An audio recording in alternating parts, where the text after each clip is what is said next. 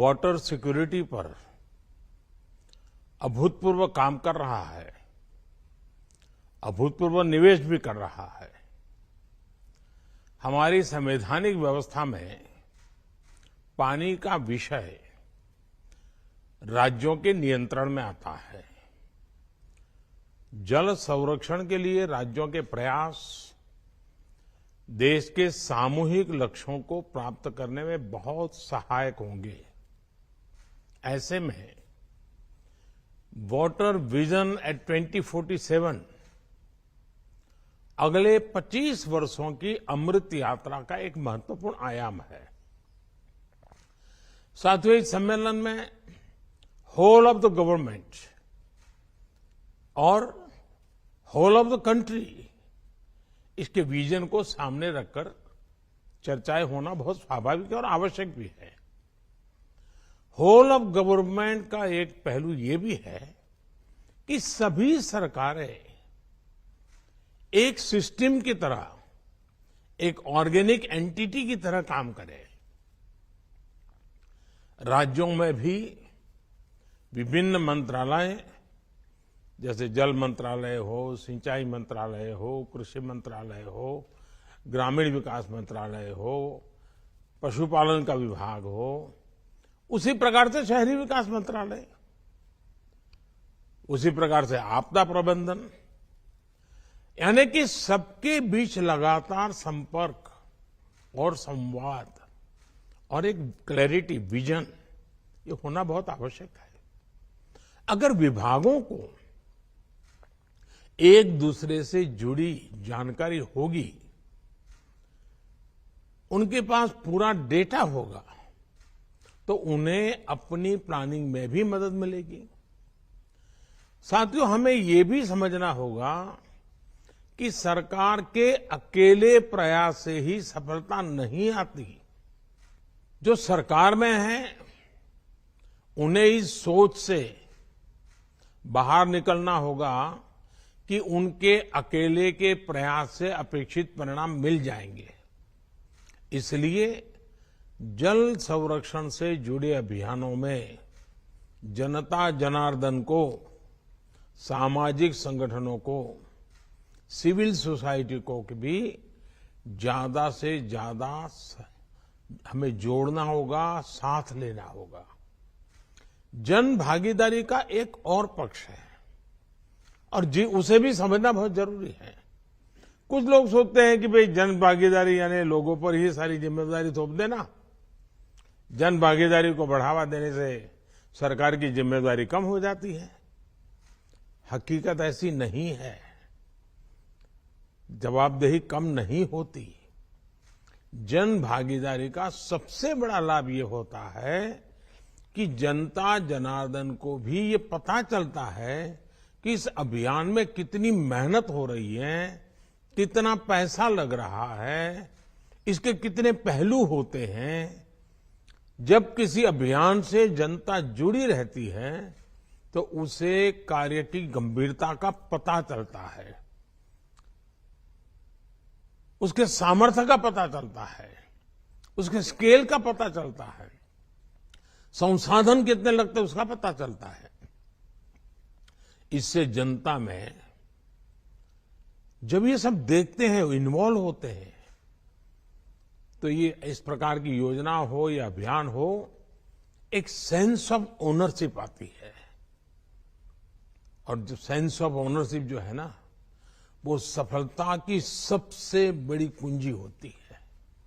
अब आप देखिए, स्वच्छ भारत अभियान कितना बड़ा उदाहरण है। स्वच्छ भारत अभियान में जब लोग जुड़े तो जनता में भी एक चेतना आई, जागृति आई।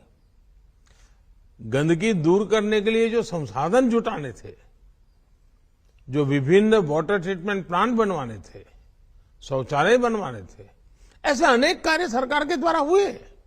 लेकिन इस अभियान की सफलता तब सुनिश्चित हुई जब जनता में, प्रत्येक नागरिक में सोच आई कि गंदगी नहीं करनी है, गंदगी नहीं होनी चाहिए। गंदगी के प्रति एक नफरत का भाव नागरिकों में आने लगा। अब जनभागीदारी की यही सोच हमें जल संरक्षण के लिए जनता के मन में जगानी है।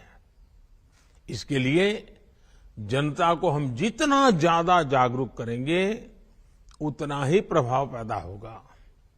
जैसे हम जल जागरूकता महोत्सवों का आयोजन कर सकते हैं, स्थानीय स्तर पर होने वाले मेलों में पानी को लेकर जागरूकता संबंधी कई आयोजन जोड़ सकते हैं।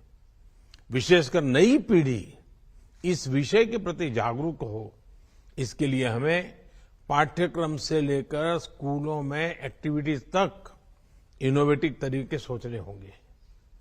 आप जानते हैं कि देश हर जिले में 75 अमृत सरोवर बना रहा है। आपने भी अपने राज्य में इसमें काफी कुछ काम किया है। इतने कम समय में 25,000 अमृत सरोवर बन भी चुके हैं। जल संरक्षण की दिशा में पूरे विश्व में अपनी तरह का ये अनोखा अभियान है और ये जन भागीदारी इसमें जुड़ी है। लोग इनिशिएटिव ले रहे हैं, लोग इसमें आगे आ रहे हैं। इनका संरक्षण हो, लोग इनसे जुड़े, हमें इस दिशा में निरंतर प्रयास बढ़ाने होंगे। साथियों, हमें पॉलिसी लेवल पर भी पानी से जुड़ी परेशानियों के समाधान के लिए सरकारी नीतियां और ब्यूरोक्रेटिक प्रक्रियाओं से बाहर आना होगा। हमें प्रॉब्लम्स को पहचानने और उसके सॉल्यूशन को खोजने के लिए टेक्नोलॉजी को, इंडस्ट्री को और खासकर स्टार्टअप्स को साथ जोड़ना होगा। जियो सेंसिंग और जियो मैपिंग जैसी टेक्निकों से हमें इस दिशा में काफी मदद मिल सकती है। साथियों, हर घर तक पानी पहुंचाने के लिए जल जीवन मिशन आपके राज्य का एक बड़ा डेवलपमेंट पैरामीटर हुआ है। कई राज्यों ने इसमें अच्छा काम किया है। कई राज्य इस दिशा में आगे बढ़ रहे हैं। अब हमें ये सुनिश्चित करना है कि एक बार ये व्यवस्था बन गई तो आगे उनकी देखरेख भी उतने ही अच्छे ढंग से चलती है। ग्राम पंचायतें जल जीवन मिशन का नेतृत्व करें और काम पूरा होने के बाद ये सर्टिफाई भी करें कि पर्याप्त और स्वच्छ पानी उपलब्ध हो गया है। हर ग्राम पंचायत मासिक या त्रैमासिक रिपोर्ट भी ऑनलाइन सबमिट कर सकती है कि उसके गांव में कितने घरों में नल से जल आ रहा है। पानी की गुणवत्ता सुनिश्चित करने के लिए समय समय पर वाटर टेस्टिंग की प्रणाली भी विकसित की जानी चाहिए। साथियों, हम सभी जानते हैं कि इंडस्ट्री और खेती दो ऐसे सेक्टर्स हैं जिसमें स्वाभाविक रूप से पानी की आवश्यकता बहुत रहती है। हमें इन दोनों ही सेक्टर से जुड़े लोगों से विशेष अभियान चलाकर उन्हें वाटर सिक्योरिटी के प्रति जागरूक करना चाहिए। पानी की उपलब्धता के आधार पर ही क्रॉप डाइवर्सिफिकेशन हो, प्राकृतिक खेती हो, नेचुरल फार्मिंग खेती को बढ़ावा दिया जाए। कई जगह ऐसा देखने में आया है कि जहां प्राकृतिक खेती होती है, नेचुरल फार्मिंग की जा रही है, वहां जल संरक्षण के भी सकारात्मक प्रभाव दिखाई दिया है। साथियों, प्रधानमंत्री कृषि सिंचाई योजना के तहत सभी राज्यों में तेजी से काम हो रहा है। इसके अंतर्गत पर ड्रॉप मोर क्रॉप अभियान की शुरुआत की गई थी। इस स्कीम के तहत देश में अब तक 70 लाख हेक्टेयर से ज्यादा जमीन माइक्रो इरिगेशन के दायरे में लाई जा चुकी है। सभी राज्यों को माइक्रो इरिगेशन को लगातार बढ़ावा देना चाहिए। ये जल संरक्षण के लिए बहुत आवश्यक योजना है। अब डायरेक्ट कैनाल की जगह पाइपलाइन आधारित नई योजनाएं लाई जा रही है। इसको और भी आगे ले जाने की जरूरत है। साथियों, जल संरक्षण के लिए केंद्र ने अटल भूजल संरक्षण योजना की शुरुआत की है। ये एक संवेदनशील अभियान है और इसे उतनी ही संवेदनशीलता से आगे बढ़ाने की जरूरत है। भूजल प्रबंधन के लिए बनाए गए प्राधिकरण सख्ती से इस दिशा में काम करे, ये भी जरूरी है। भूजल रिचार्ज के लिए सभी जिलों में बड़े पैमाने पर वाटरशेड का काम होना जरूरी है। और मैं तो चाहूंगा कि मनरेगा में सबसे अधिक काम पानी के लिए करना चाहिए। पहाड़ी क्षेत्रों में स्प्रिंग सीड को पुनर्जीवित करने का कार्यक्रम शुरू किया गया है। इस पर तेजी से काम करना होगा। जल संरक्षण के लिए आपके राज्य में वन क्षेत्रों को बढ़ाना वो भी उतना ही जरूरी है। इसके लिए पर्यावरण मंत्रालय और जल मंत्रालय साथ मिलकर काम करें।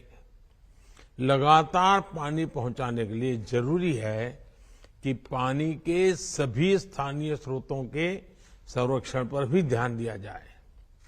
ग्राम पंचायतें अपने लिए अगले 5 साल का एक्शन प्लान भी बनाएं। पानी को केंद्र में रख करके बनाएं, जिसमें पानी सप्लाई से लेकर स्वच्छता और वेस्ट मैनेजमेंट तक का रोडमैप हो। किस गांव में कितना पानी आवश्यक है और उसके लिए क्या काम हो सकता है, इसके आधार पर कुछ राज्यों में पंचायत स्तर पर वाटर बजट तैयार किया गया है। इसे भी दूसरे राज्यों द्वारा अपनाया जा सकता है। हाल के वर्षों में हमने देखा है कि कैच द रेन अभियान उसने एक आकर्षण तो पैदा किया है, लेकिन सफलता के लिए अभी बहुत कुछ करना जरूरी है। बहुत आवश्यक है कि इस तरह के अभियान राज्य सरकार की रोजमर्रा की गतिविधि का एक सहज स्वभाव बन जाना चाहिए। राज्य सरकार के सालाना अभियान का वो अनिवार्य हिस्सा हो जाना चाहिए। और इस तरह के अभियान के लिए बारिश का इंतजार करने के बजाय बारिश से पहले ही सारी प्लानिंग करना बहुत जरूरी है। साथियों, इस बजट में सरकार ने सर्कुलर इकोनॉमी पर बहुत जोर दिया है।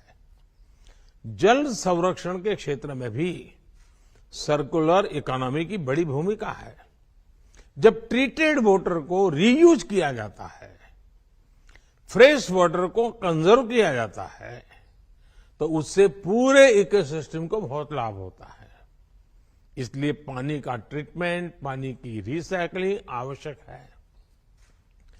राज्यों द्वारा विभिन्न कार्यों में ट्रीटेड वाटर का इस्तेमाल बढ़ाने की योजना और उसमें वेस्ट में से बेस्ट इनकम भी होती है। आपको लोकल नीड्स की मैपिंग करनी होगी, उस हिसाब से योजनाएं बनानी होगी। हमें एक और बात ध्यान रखनी है, हमारी नदियां, हमारी वाटर बॉडीज पूरे वाटर इकोसिस्टम का सबसे अहम हिस्सा होते हैं। हमारी कोई भी नदी या वाटर बॉडी बाहरी कारकों से प्रदूषित न हो, इसके लिए हमें हर राज्य में वेस्ट मैनेजमेंट और सीवेज ट्रीटमेंट का नेटवर्क बनाना होगा। ट्रीटेड वाटर का दोबारा इस्तेमाल हो, इसके लिए भी हमें प्रभावी व्यवस्था पर ध्यान देना होगा। नमामि गंगे मिशन को टेम्पलेट बनाकर बाकी राज्य भी अपने यहां नदियों के संरक्षण और पुनर्जीवन के लिए ऐसे ही अभियान शुरू कर सकते हैं। साथियों, पानी कोलैबोरेशन और कोऑर्डिनेशन का विषय बने, राज्यों के बीच कोऑपरेशन का विषय बने, ये है हम सबकी जिम्मेदारी है। और आप तो देख रहे हैं एक और इश्यू, अर्बनाइजेशन बहुत तेजी से बढ़ रहा है। बहुत तेजी से हमारी आबादी अर्बनाइजेशन की दिशा में बढ़ने वाली है। अर्बन डेवलपमेंट इतना तेजी से होता है तो पानी के विषय में अभी से सोचना पड़ेगा। सीवेज की व्यवस्था अभी से सोचनी पड़ेगी, सीवेज ट्रीटमेंट की व्यवस्था अभी से सोचनी पड़ेगी। शहरों के बढ़ने की जो गति है, उस गति से हमें और गति बढ़ानी पड़ेगी। मैं आशा करता हूं कि हम इस समिट में हर एक के अनुभव को साझा करेंगे, बहुत ही सार्थक चर्चा होगी। निश्चित कार्य योजना बनेगी और एक संकल्प बन करके आप इसको सिद्धि प्राप्त करने के लिए आगे बढ़ेंगे। हर राज्य अपने राज्य के नागरिकों की सुख सुविधा के लिए नागरिकों के कर्तव्य पर भी बल देते हुए और सरकार का पानी के प्रति प्राथमिकता वाला काम अगर हम करेंगे तो मुझे विश्वास के साथ कह सकता हूं कि इस वाटर कॉन्फ्रेंस के लिए हम एक बहुत आशाओं के साथ आगे बढ़ेंगे। मेरी आपको बहुत बहुत शुभकामनाएं हैं। धन्यवाद।